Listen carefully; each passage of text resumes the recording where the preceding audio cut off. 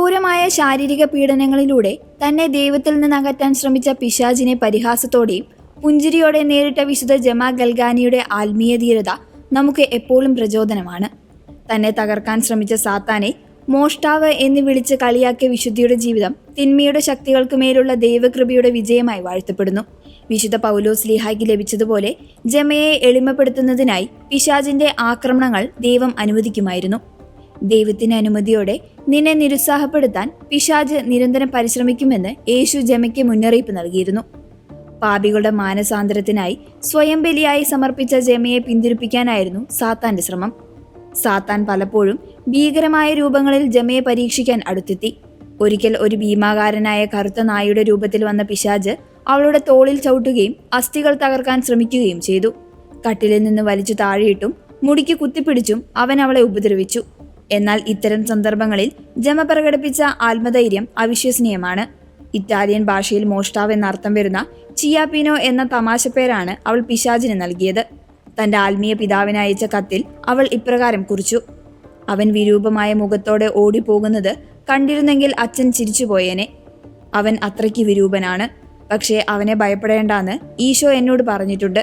വൈദികന്റെ വേഷം കെട്ടിയും മാലാഖയുടെ രൂപം സ്വീകരിച്ചും ജമയെ വഴിതെറ്റിക്കാൻ പിശാച് ശ്രമിച്ചിട്ടുണ്ട്. ഒരിക്കൽ കുമ്പസാരക്കൂട്ടിൽ വൈദികന്റെ രൂപത്തിലെത്തിയ പിശാചിനെ അവന്റെ അശുദ്ധമായ സംസാരത്തിലൂടെ ജമ തിരിച്ചറിയുകയും ഉടൻ തന്നെ പുറത്തിറങ്ങി രക്ഷപ്പെടുകയും ചെയ്തു. മറ്റൊരിക്കൽ പ്രകാശപൂർണനായ മാലാഖയായി വന്ന് തന്നെ അനുസരിച്ചാൽ സന്തോഷം നൽകാമെന്ന് വാഗ്ദാനം ചെയ്ത സാത്താന്റെ മുഖത്ത് അവൾ കാർക്കിച്ചു തുപ്പി. ഉടൻ തന്നെ അവൻ തീജ്വാലയായി അപ്രത്യക്ഷനായി. ജീവിച്ചിരുന്നപ്പോൾ ജമയെ ഉപദ്രവിച്ച സാത്താൻ ഇന്ന് അവളുടെ നാമം കേൾക്കുമ്പോൾ പോലും വിറയ്ക്കുന്നു. തിയോളജനായ പോൾ തിക്മൻ തന്റെ പുസ്തകത്തിൽ ഭൂതോച്ചാടന ശുശ്രൂഷയെക്കുറിച്ച് വിവരിക്കുന്നുണ്ട്. ശുശ്രൂഷയ്ക്കിടയിൽ പിശാച് ബാധിച്ച വ്യക്തി ഭീതിയോടെ ഇപ്രകാരം നിലവിളിച്ചു: വേണ്ട, ആ കറുത്ത വസ്ത്രധാരിണി ഇതാ ഇവിടെ വന്നിരിക്കുന്നു. ആ ദുശകുനം.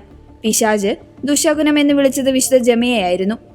അവളുടെ മാധ്യസ്ഥത്താൽ ആ വ്യക്തി പിശാചിന്റെ പിടിയിൽ നിന്ന് മോചിതനായി.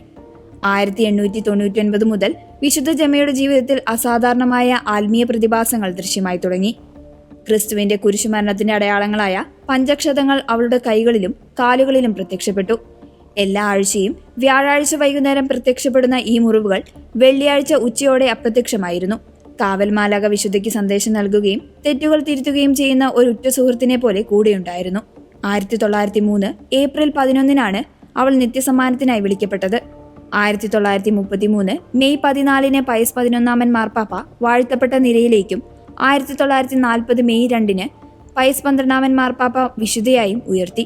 വിശുദ്ധ ജമാ ഗൽഗാനിയുടെ ജീവിതം ഇന്ന് നമുക്ക് നൽകുന്ന ഏറ്റവും വലിയ പാഠം ഭയത്തെ അതിജീവിക്കുക എന്നതാണ്. പിശാചിന്റെ ഭീഷണികളെ വെറും പരിഹാസത്തോടെ തള്ളിക്കളയാൻ അവൾക്ക് കഴിഞ്ഞത് ദൈവത്തിലുള്ള അചഞ്ചലമായ വിശ്വാസം കൊണ്ടാണ്. ശാരീരികമായ വേദനകളെയും മാനസികമായ പീഡനങ്ങളെയും സ്വർഗത്തിലേക്കുള്ള ചവിട്ടുപടികളായി മാറ്റിയ ജമ ആധുനിക ലോകത്തിന് സഹനത്തിന്റെ പുതിയൊരു അർത്ഥം നൽകുന്നു. എന്റെ ഈശോയെ, അങ്ങയെ സ്നേഹിക്കാനല്ലാതെ മറ്റൊന്നും എനിക്ക് കഴിയില്ല എന്ന അവളുടെ വാക്കുകൾ ഇന്നും ലക്ഷക്കണക്കിന് വിശ്വാസികൾക്ക് കരുത്തു പകരുന്നു. സാത്താൻ ദുശകുനം എന്ന് വിളിച്ച് ഭയപ്പെട്ട ജമാ ഗൽഗാനി വിശ്വാസികൾക്ക് പ്രത്യാശയുടെ പ്രകാശ ഗോപുരമാണ്.